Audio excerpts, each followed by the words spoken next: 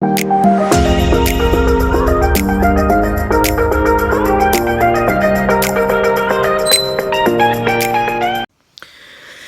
emotional bank account. What on earth is your emotional bank account? You're thinking, I'm far too concerned with my regular bank accounts to be thinking about your emotional bank account. But believe me, your emotional bank account has a huge effect on your money bank account. So your emotional bank account basically is, I suppose, your state of mind, your mental, how are you mentally? If you've ever noticed when you come home from a holiday, you're full of sun, nice food, you've read a couple of books, you've probably spent time with people you enjoy, and your emotional bank account is bursting, and you get absolutely loads of work done on the back of that. Then I find that come this time of year, your emotional bank account is really draining. You're tired, there's been no sunshine in Ireland for months now, the evenings are getting darker. Your mental and emotional bank account is getting a bit depleted, and I'm always trying to think of things to top it back up. You know, it's a bit much to say I'll wait till Christmas, because actually Christmas can go a bit over the top with the eating and drinking, so you don't always come back feeling amazing in January. Now I am a person, I love change, I love fresh starts, but not everybody does that. Sometimes people come back worse than they went on their Christmas holidays. What can you do in the meantime? I would say just think of anything that you really enjoy, like a half day in a bookshop. Switch off the phone, a half day in a bookshop. And it doesn't have to be a half day, an hour and a half. Everyone is saying that it's easily known that one doesn't have kids. How would you get a half day in a bookshop? Go off to a nice cafe you like, an hour, switch off the phone. Read a book, listen to some podcasts, listen to some talks that you enjoy, listen to some speeches that you enjoy. I have like a kit of things which I would go to when my emotional bank account is low. So I've a set of songs I would listen to. Anyone who would glance in the window would say, I thought that girl was in property or finance or something. She seems to be jumping around in there shouting.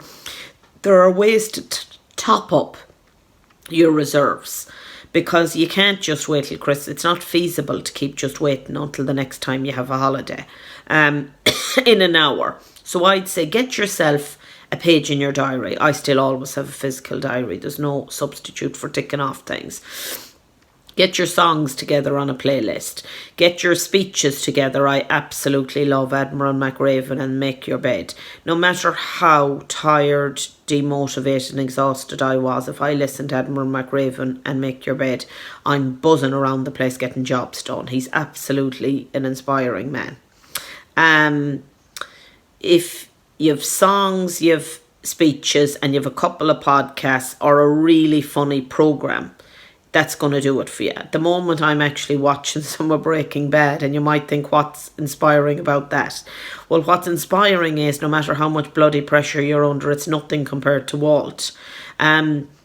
It absolutely cracks me up when I see him, how absolutely drained, exhausted he's gone from one scrape to another, and I think, God, what am I complaining about? You know, I have a couple of clients that I'm finding it hard to solve their insolvency problem.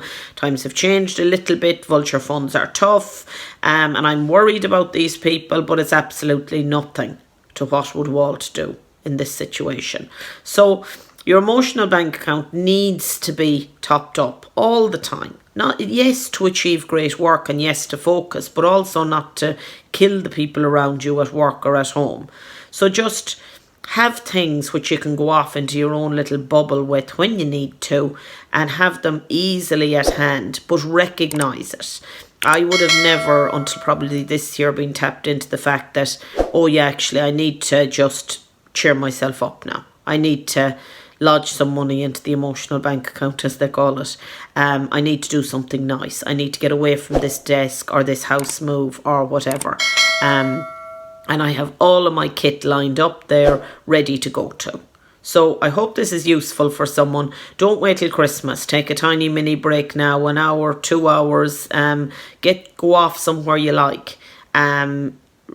Froth on the Cappuccino is a lovely little book about only how tiny little things lift people's spirits. So I hope this was useful. Private message as always, Anthony I can help with. Thanks.